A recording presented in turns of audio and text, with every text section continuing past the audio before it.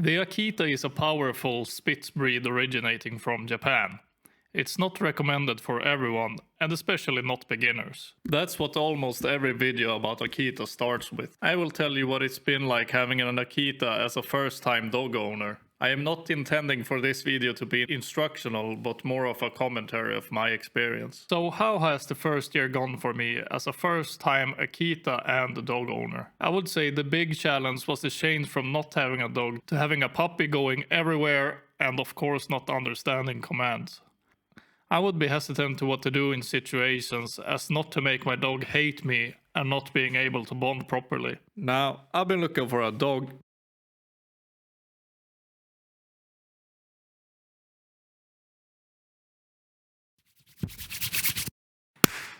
I've been looking for a dog for almost all my adult life.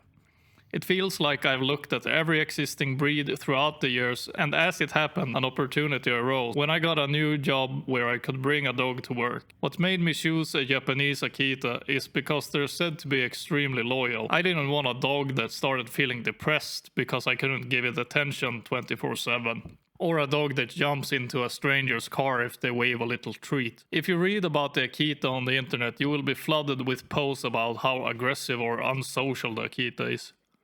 But if you haven't met an Akita in real life, you will get a very skewed version of the breed where it's this bloodthirsty guardian that won't let anyone near you. So I decided to visit the breeder a couple hours away to see what they're like outside of the different internet forum descriptions. The first thing that happened was I knocked on the door and the breeder came and greeted me at the door. They had a baby gate that separated the hallway from the rest of the house, so they were the first to meet me. The dogs were barking a typical alert bark and didn't look too friendly. Then the breeder just told me to ignore the dogs and she would let them out one by one so they could greet me in whatever way they wanted. After a couple of sniffs from each dog, they started putting their front paws on me and tried to lick my face. Not such an antisocial behavior. I would search for breeders close to where I live, because you want to visit them to get to know the parents of your puppy. I had to wait for almost a year before getting my puppy. I was close to going with an American Akita that would have puppies sooner, and it would not surprise me if people chose their dogs that way. You've already decided to get a puppy, so why wait? But I decided that I liked the temperament of the Japanese Akita I had visited more. And it's smaller and more manageable than an American. It's also good if the breeder is close by, that if you have an emergency, you can see if they are willing of taking care of your dog, which brings me to another point. Make sure you have a backup plan if you get sick or have an emergency. Akitas can be very wary of strangers, so it can be tough to find someone suitable to take care of your dog. You want someone that is not heavy-handed or a pushover. Just someone with firm routines just like you should have. The Akita is a respectful breed. It's like a four-legged version of the golden rule. Do unto others as you would have them do unto you. So you need to be firm and concise with your training and don't let them decide what to do and when to do it. This is also related to training, as there are many videos talking about being alpha, using a shock collar, which anyways is illegal in my country, and other ways to raise a dog. My view of raising an Akita, or any other dog for that matter, is using positive reinforcement. No violence or negative reinforcement for bad or unwanted behavior, which leads me to my fourth point.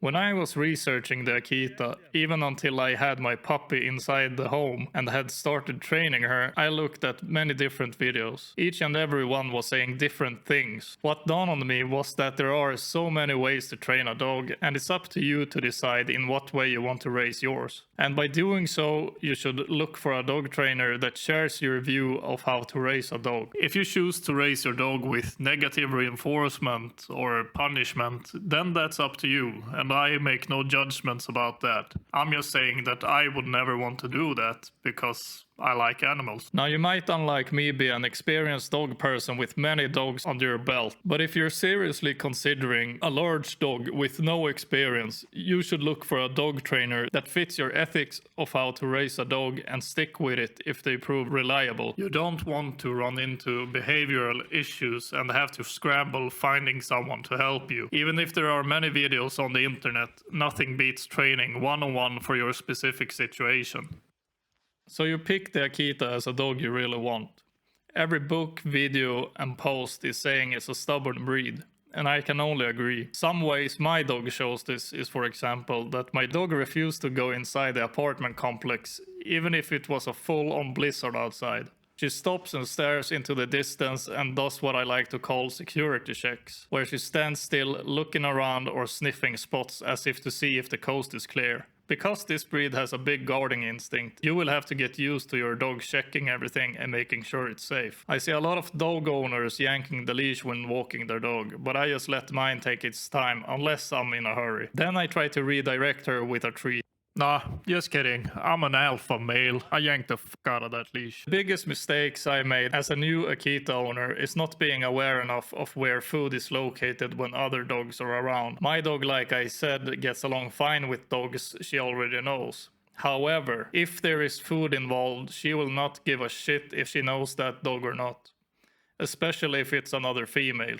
Now this is a typical Akita thing, where every expert on YouTube says it like no other breed would be food aggressive. I think we need to remove the Akita tinted glasses here and just acknowledge that they are a dog. Labradors, Rottweilers, Goldens, German Shepherds and all other dog breeds that exist can all be territorial and food aggressive like an Akita. But what I'm talking about when I'm talking about Akita behavior is that it's more rule than exception that it will have some, if not all of these traits in varying degrees. My dog, for example, loves people and especially babies, but she's not friendly with dogs she's never met before.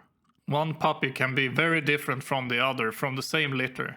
If you like this video, please like and subscribe to my channel, and that will motivate me to make more videos like this. Thank you for watching.